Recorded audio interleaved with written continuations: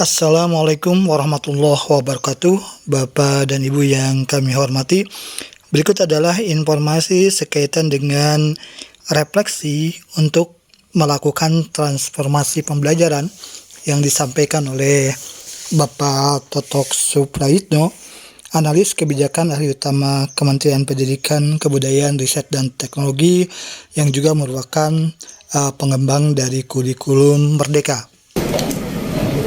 Terima kasih. Assalamualaikum warahmatullahi wabarakatuh. Meneruskan apa yang disampaikan kawan-kawan tadi, mungkin Mas Yogi dari kurikulum menyampaikan kurikulum Merdeka. Kurikulum Merdeka, nanti Bapak Ibu sebagai pengawas tentu yang akan mengawal bagaimana kurikulum yang didesain niatnya untuk memerdekakan pikiran anak-anak didik, itu betul-betul memerdekakan pikiran anak didik, bukan kurikulum yang sekedar capnya memerdekakan kurikulum merdeka, tapi kembali bahwa kurikulum justru menjadi belenggu-belenggu di dalam proses belajar. Saya ini semua senior, gitu ya. Banyak diantaranya tentu pernah menjadi kepala sekolah, kepala SMA. Jadi saya ketemu beberapa, ya Pak Lili, Bapak dari SMA 2 RSBI dulu Pak ya, di Bali, Pak Lili SMA 10 kebetulan ketemu dan masih ingat gitu ya, muka dengan pakai masker.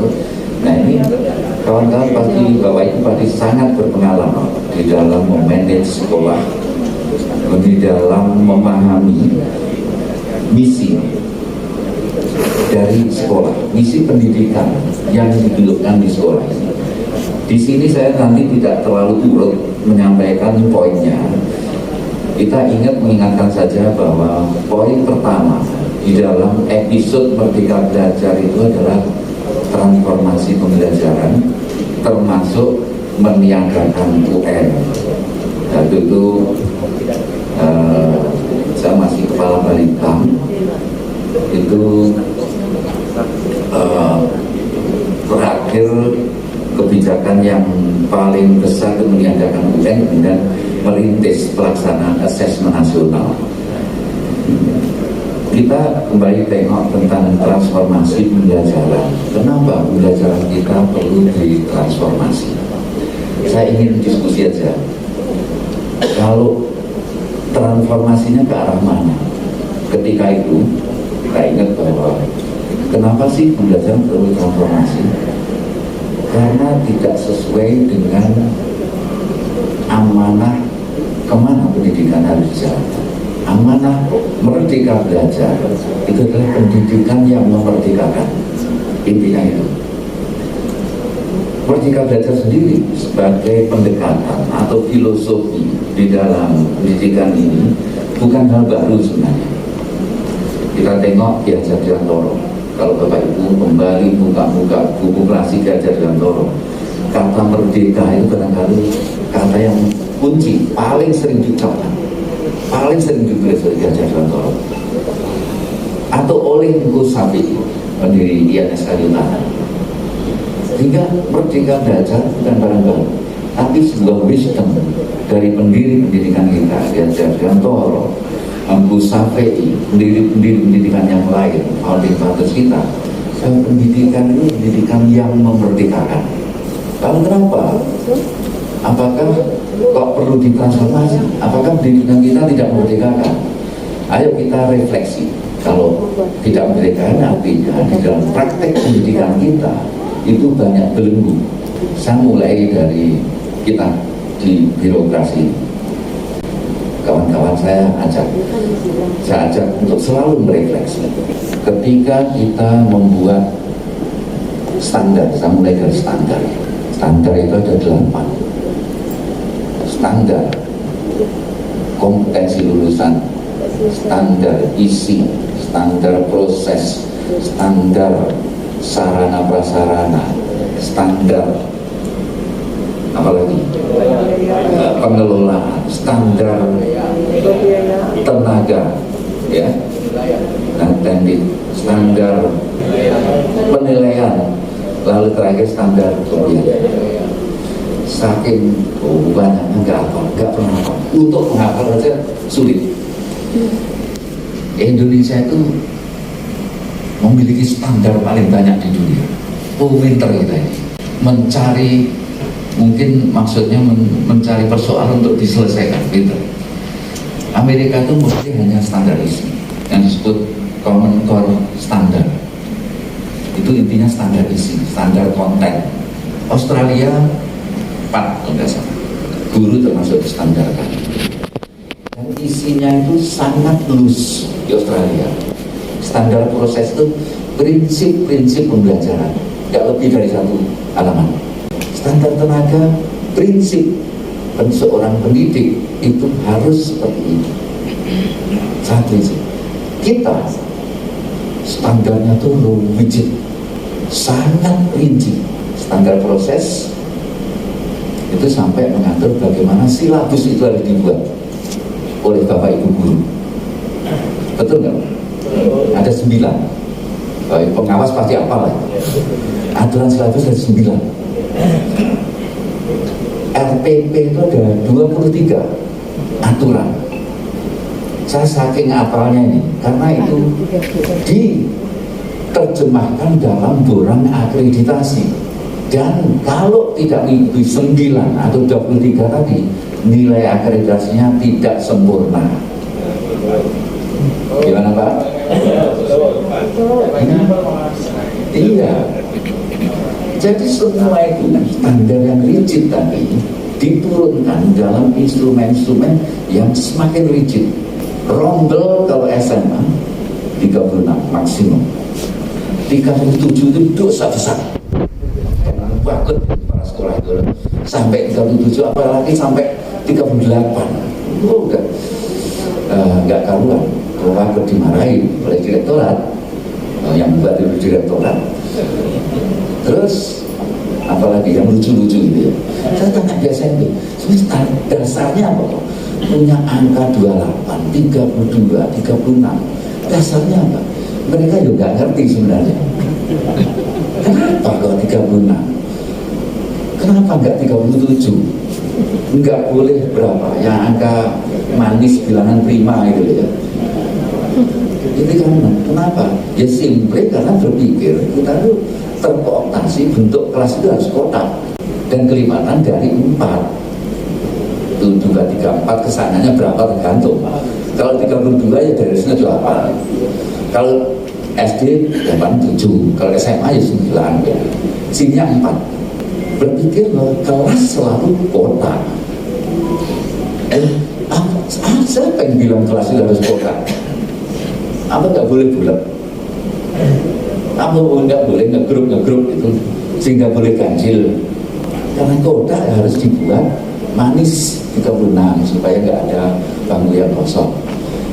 Terus kemudian hal-hal seperti itu sangat diamini oleh kita semua, merasa bahwa yang distandarkan sebuah kebenaran mutlak, dan kalau dilanggar maka nilai Anda jelek. Silabus juga gitu 9, bahkan ada yang harus ditulis tangan landscape gitu ya.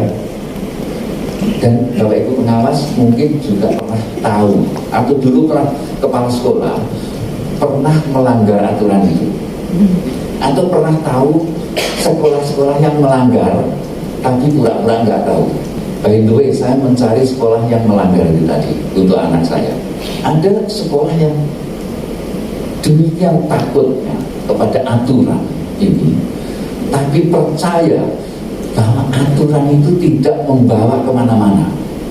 Ini hanya demi aturan, tetapi percaya bahwa saya bisa membuat silabus yang lebih baik, RPP yang lebih baik, standar-standar yang lain yang lebih baik. Tetapi saya harus memenuhi syarat aturan ini. Maka dibuatlah 2 dokumen. 1 untuk kepentingan panjenengan semua yang ngawasi supaya kelihatan tertib sekolah itu. Tapi yang 1 dipraktekkan betul, karena inilah yang dipercaya membawa kebaikan. Yang ini untuk kepentingan direktorat kalau datang supaya mereka senang kalau aturannya itu ditaati. Kepentingan asesor akreditasi supaya nilai akreditasinya A, karena memenuhi checklist aturan, yakinnya betul-betul dijalankan karena yakin ini baik. Bagi saya, kalau sekolah berani adalah sekolah penggerak malah. Itu rasa seleksi-seleksi. Oleh sekolah yang terusik dengan segala belenggu, yang nggak pernah ditanyakan belenggu itu arahnya kemana. Yang gelisah dengan itu, itulah sekolah penggerak. Guru yang gelisah dengan itu sebenarnya guru penggerak. Pengawas yang gelisah dengan segala belenggu ini, pengawas, penggerak, menggerakkan, berubah, mentransformasi. Ini salah satu praktek latar belakang kenapa kita perlu transformasi pembelajarannya. Di dalamnya banyak belenggu. Maka standar 8 tadi kan mulai dilonggarkan. PP berapa sekarang? 57 itu kan? Melonggarkan. Tapi karena masih terikat dengan undang-undang Sisdiknas yang lama, maka tetap 8. Sekarang kalau saya tanya ke Dinas Pendidikan, ke LPMP, ke sekolah, apa sih misi sekolah ini, misi pendidikan kapan ini? Kebanyakan jawabannya adalah pendidikan.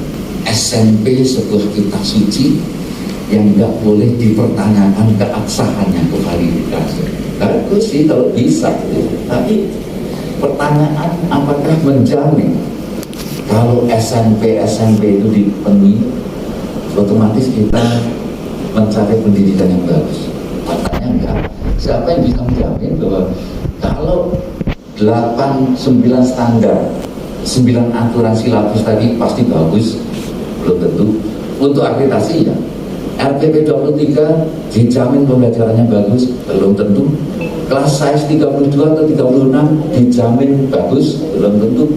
Jadi banyak hal yang perlu dipertanyakan, dan itu faktanya menjadi belenggu yang penting memenuhi standar nasional pendidikan. Dan kita ini termasuk yang memastikan belenggu itu terjadi. Ya kan? Pengawas itu namanya serem. Ngawasi, pengawas, guala bener, guala, medeni. Dan kedatangannya mungkin nggak diharapkan ya, terasi loh, gak enak. Kedatangannya nggak diharapkan. Saya usulkan ya Mas Nadiem itu, pernah jangan pernah, saya usulkan penolong. Kalau penolong, kedatangan saya diharapkan. Dan mulia ya. Tadi saya dengar diskusinya tentang tunjangan. Berarti itu seandainya tunjangan kurang-kurang dikit nggak apa-apa. Tapi kalau penolong itu kan pahalanya gede. Jadi dikompensasi dengan pahala tunjangan yang kurang. Maka kita perlu transformasi pelajaran karena banyak bentuk. Melihat borong akreditasi, isinya checklist tok. Dan di antara checklist itu, di antara 8 standar yang nggak pernah dilihat apa? Standar kompetensi lulusan itu nggak pernah dilihat. Yang lainnya yang standar input, standar yang sebenarnya hanya administratif itu dilihat checklistnya detail kan. Satu-satu nggak dilihat karena tidak ada ukurannya adalah standar kompetensi lulusan. Sulit mengukur SKL itu. Sehingga kita lihat ini salah satunya SKL-nya internasional, ISA. Seperti apa sih kemampuan anak-anak kita belajar, hasil belajar anak kita? ISA itu mengukur anak-anak usia 15 tahun sampai 16 tahun kurang 1 hari. Dilihat dari 3 hal: membaca, matematika, dan sains. Kemampuan berpikir di dalam bacaan, kemampuan berpikir matematik, kemampuan berpikir saintifik. Bukan konten, tetapi mengukur nalar tentang bacaan, tentang konsep matematika dan konsep sains. Anak-anak kita 70% di bawah minimum sejak tahun 2011 sampai tahun 2018 itu flat aja, konsisten, istiqomah 70% juga minimum, matematika 71% juga minimum kira-kira, sains 60% juga minimum. PISA itu minimumnya angka 2, 1, 2, 3, 4, 5, 6. Angka minimum itu 2. Jadi kan masih ada 4 grade di atas kita. Minimum itu bayangannya kalau baca hanya mampu yang tertulis di dalam paragraf. Misalnya paragraf tanpa judul. Nah, judulnya cocok apa ya? Itu udah nalar. Harus paham, lalu menginterpretasi itu udah di atasnya 2. Tapi kalau dua bacaan, siap sebutkan nama tokoh-tokoh baik dalam bacaan tadi. Itu bisa, karena ada semuanya di situ. Hanya hal yang eksplisit. Oleh karena itu, kita itu gampang kena hoax. Karena hoax itu kadang-kadang harus menarik logika ya. Kita membuat aksi, assessment kompetensi siswa Indonesia untuk 3 bidang tadi. Kalau bisa, itu hanya untuk nasional, aksi melihat bagaimana per provinsi. Hasilnya sama. Meskipun Jakarta, Jogja juga nggak bagus-bagus sama. Yang kita kenal sebagai provinsi terbaik. Setelah kita lihat 3 domain penalaran anak tadi, hasilnya juga nggak baik-baik amat. Kita ambil studi yang dilakukan oleh Len Pritchard, profesor di Harvard University Public School. Dia melakukan penelitian namanya RISE di beberapa negara berkembang termasuk Indonesia, Pakistan, India dan sebagainya. Hasilnya sekelompok anak diambil secara random dari data Indonesian Family Life Survey, diambil secara acak, dikasih 5 soal dengan tingkat kemudahan, tingkat kesulitan yang berbeda. Paling mudah, agak sulit, agak sulit, agak sulit, paling sulit. Anak yang sama dites setiap tahun, ketika kelas 9, kelas 10, kelas 11, kelas 12. Hasilnya apa? Kereta slide. Kelas 9 dites soal yang sama. Yang paling sulit kira-kira 10% bisa jawab. Yang paling mudah 40% bisa jawab. Oke, tahun depan tes lagi. Oh, enggak banyak, tambahnya. Kelas 11 tes lagi, enggak banyak. Kelas 12 tes lagi, enggak banyak. Makanya learning crisis, tambahan schooling 3 tahun tidak menambah level of learning, sehingga mereka meledek kita schooling without learning, schooling ya tapi nggak belajar. Mereka menghabiskan 3 tahun di SMA tanpa ada tambahan learningnya, kemampuan belajar. Itulah sebabnya kita ini memang perlu melakukan transformasi pembelajaran. Kawan-kawan, saya tidak menunjukkan kira-kira seperti apa sih. Panjenengan semua pasti kalau merenungkan apa ya kira-kira yang salah dengan pembelajaran. Kata amanahnya Ki Hajar Dewantara, pembelajaran itu harus memerdekakan. Tapi apakah yang dilakukan oleh Bapak Ibu guru yang kita awasi betul-betul sudah memerdekakannya atau belum sih? Kalau saya yakin kita semua sepakat belum memerdekakan. Demikian Bapak dan Ibu informasi yang disampaikan sekaitan dengan refleksi dan informasi refleksi sekaitan dengan keperluan untuk melakukan transformasi pendidikan ini merupakan refleksi yang disajikan pada video bagian pertama. Video bagian selanjutnya juga akan merefleksikan akan menginformasikan lanjutan dari refleksi untuk melakukan transformasi pembelajaran dan pendidikan. Terima kasih atas perhatiannya. Mohon maaf bila ada salah dan keliru. Billahi taufiq wal hidayah. Wassalamualaikum warahmatullahi wabarakatuh.